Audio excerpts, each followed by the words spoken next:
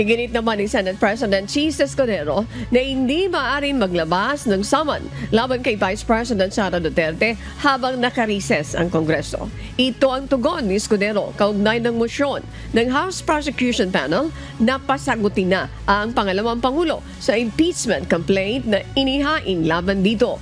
Ayon sa House Prosecutors, hindi kailangan ng sesyon sa impeachment process. Ngunit, nanindigan si Escudero na kapag may sesyon lamang, maaaring i-convene ang impeachment court dahil doon pa lamang pwedeng manumpa ang mga senador bilang impeachment judges.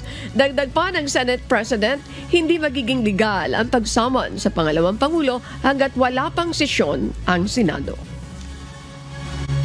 On page 2 of the very motion they filed, Page 2. they quoted the rules of the Senate that said, after the presentation of the articles of impeachment and once the court is convened, the writ of summons shall be issued.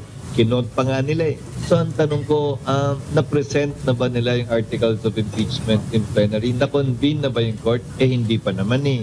Eh di hindi pa rin pwede yung writ of